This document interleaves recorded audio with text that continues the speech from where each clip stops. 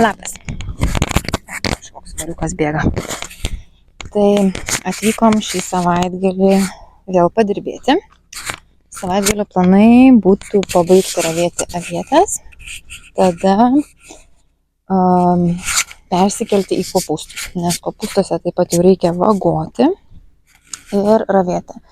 Tai atidengsim plėvelę ir žiūrėsim, kas ten dedasi. Tikėkime, situacija nebus labai bloga ir tikėkime, kad baltukas nebuvo įskridęs po plėvelę ir nepridėjo kiaušinių. Dabar Tautvydas, kol nori susimulčiuoti kiemą, nusimulčiuoti, kad būtų truputėlį tvarkingiau, galvoju, kad aš taip ir nesu papasakojusi jums apie mūsų tvenkinį. Tai tvenkinį išsikasėm kada mes? Prieš mėnesį gal kokį? Iš viso gavosi 15 arų. Gylio tikrai dabar nepasakysiu, bet gal apie 3 metrus giliausias vietos. Tvenkinys gavosi toks įdomios formos, nes 15 arų neįsiteko dėl to, kad pas mus sklype yra nemažai laidų, o nuo laidų yra tam tikros saugos zonos. Ir kai kasamas yra tvenkinys daugiau nei 10 arų, jam yra reikalingas leidimas. Tai dar truputėlį užtruko, kol gavom leidimą, bet tai tiesiog dėl institucijų, kol suvaikščiojo informacija. Tai va, tai leidimą gavom, tvenkinys iškastas, žemės išlygintos ir dabar laukiam vandenėlio. Tai su vandenėliu iš tikrųjų situacija yra nebloga, nes yra prasimušęs vienas šaltinėlis ir tas vanduo po truputį pildosi. Aišku, ten pildosi labai lėtai, daugiau jo kaupiasi iš lietaus, tai kiekviena liūtis mums yra kaip ir džiaugsmas. Ne tik, kad mes laistymo neturim ir palaisto mūsų avietes, bet dar ir plus, kad pasipildo tvenkinys. Tai va, tai radau. Vanduo yra ganėtinai skaidrus, tai irgi džiugina. Manom, tai yra dėl to, jog atsimušė ekskavatorius į visišką molį ir dugnas yra toksai kaip vos ne baseinas gavosi. Tai labai irgi gerai, nes nesigeria vanduo, o laikosi. Tai neblogai gavosi iš tiesų. Va ten matosi, kaip yra nuplauta iš lietaus, bėgo iš tos pusės nuo kelio, nuo viso sklypo, nes tai yra žemiausia vieta. O ten truputį toliau, bet aišku nesimato, yra tas šaltinėlis. Dabar kodėl sakiau, kad gavosi įdomios formos, tai va čia gavosi dar toksai +1 tvenkinėlis. Jie yra sujungti, bet jų gyliai skiriasi. Taip gavosi, nes tiesiog nebuvo galimybės gilesnio čia iškasti, bet gal ir gerai, nes čia pradėjo labai plauti tą pakrantę. Mes buvom pasėję kviečių, tai tos visus kviečius mums sulėsė varnos. Tai, žodžiu, nesusitvirtino mums tas krantas. Bet nieko, čia kažkiek pasiplovė, bet tai baisiai nėra. Tai mūsų planas buvo, kad tikimės, kad iki pavasario prisipildys ir ta dalis, ir šita dalis. Ir laistymo visą sistemą statyti būtent čia kažkur. Kad būtų kuo arčiau prie avietyno, nes avietynas yra va ten tiesiai. Ir čia dar prieš avietyną bus braškynas. Tai toks yra planas. Aišku, kaip seksis nežinom, nes čia yra toks seklesnis nei ana dalis. Tai iš jo vanduo išbėgs į ten. Ir kiek mums reikės laistymui, nežinom. Nes pagal debitą skaičiavom, kad mums būtent 15 kvadratų reikia to tvenkinio, nes kitu atveju sausros metu jisai mums išdžiūtų ir vandens tiesiog nepakaktų. Nes siurblys irgi kelia iš maks 3 metrų, man atrodo, vandenį. Dabar bijau pameluoti.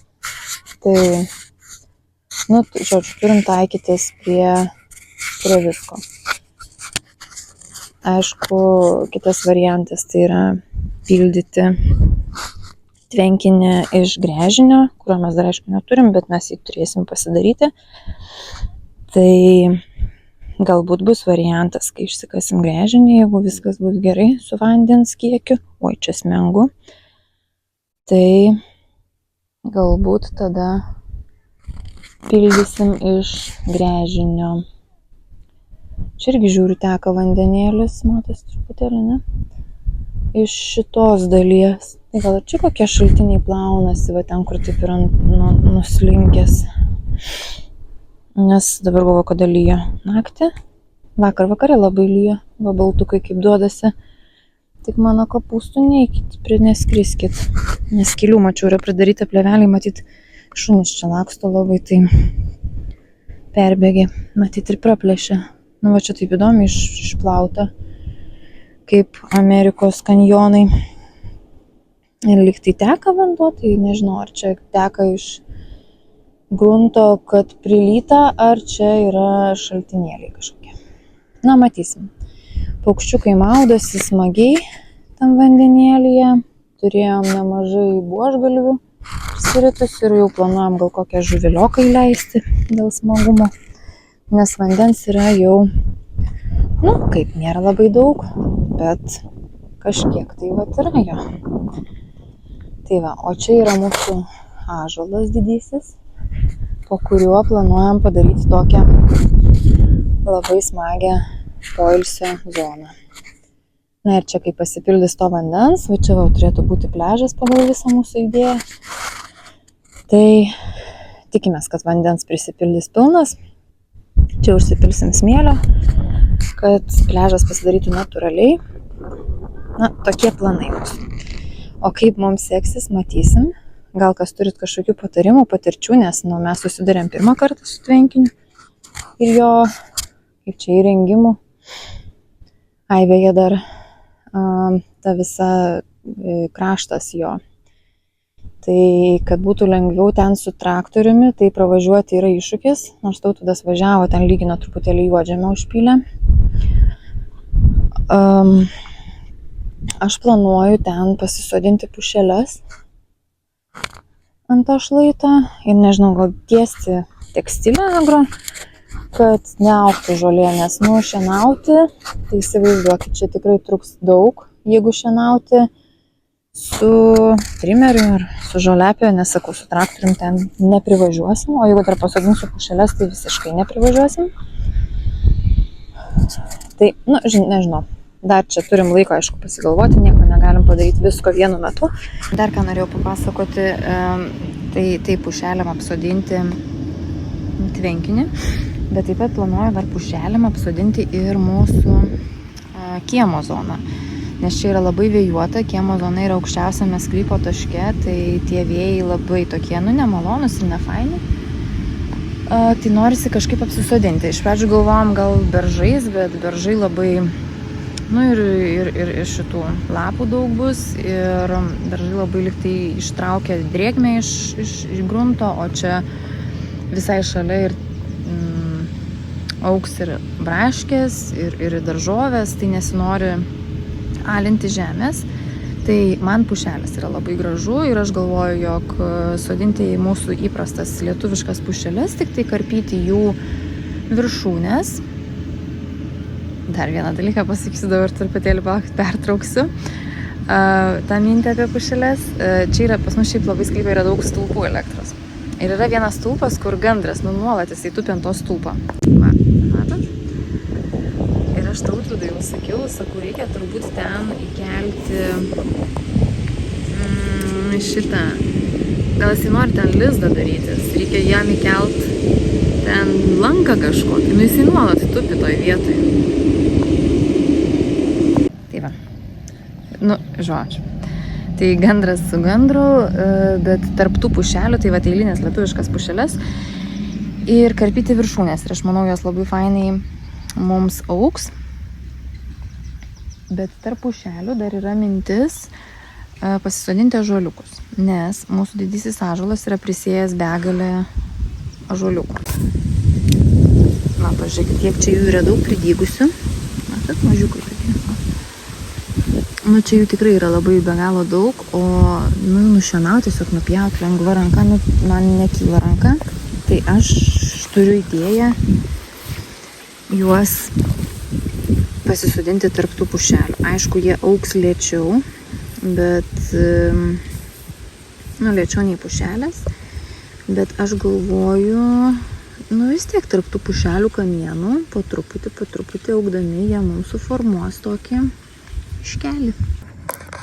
Spėkit, kas šitam smėlyne auga. Nelabai eina suprasti, ne?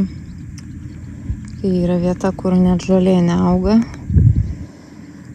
Ir po krušos labai apsitaškė smėliu. Tai žodžiu, čia yra baby potatoes. Tai tos lėliukinės bulvytės.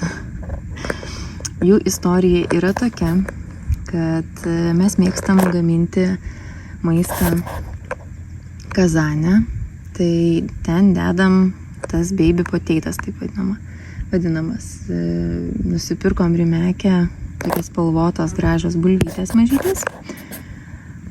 Ir tiesiog liko nesunaudotų, čia jų nėra, čia jų daug, tikrai gal 10 vienetų.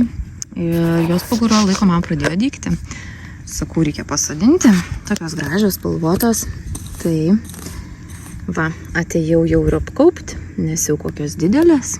Tai gal kokį rugsėjį jau ir turėsim savų, nereiks pirkt mažučių bulvyčių spalvotų. Žiūrėsim, kaip čia seksis, bet šiaip tiesiog eksperimentas. Tai, fainai, kad auga. Mes jas iš tikrųjų tokias spalvotas pirmą kartą esame pamatę Kanaruose. Dar sakiau, reikia gal nusipirkti, parsiskraidinti Lietuvą, bet negalima juk skraidintis bulvių ypatingai į kitas šalis. Dėl ligų, ten maro visokių ir panašiai. Tai ir kai pamačiau jas Lietuvoje, tai iškart puoliau pirkti, nes labai skanios. Tai va. Faina. Žiūrėsim, kas čia bus. Štai kaip atrodo ekologiškai auginamų kopūstų laukas. Matot kopūstus? Aš tai tik žolės. Bet kopūstų yra. Ir tuoj bandysim juos išgelbėti nuo žolių. Šitas laukas buvo uždengtas mažiau nei mėnesį agroplėvele. Mes taip kopūstus saugom nuo baltuko, to drugelio, kur ten matosi skraido. Tik atidengiam ir iškart pasipylę skraiduoliai. Jeigu buvo galvojančių, kad mums nepavyks 10 arų kopūstų nuravėti per 2 dienas, tai klystate. Mes tai įveikėm ir tik rankom, ir tik dviese.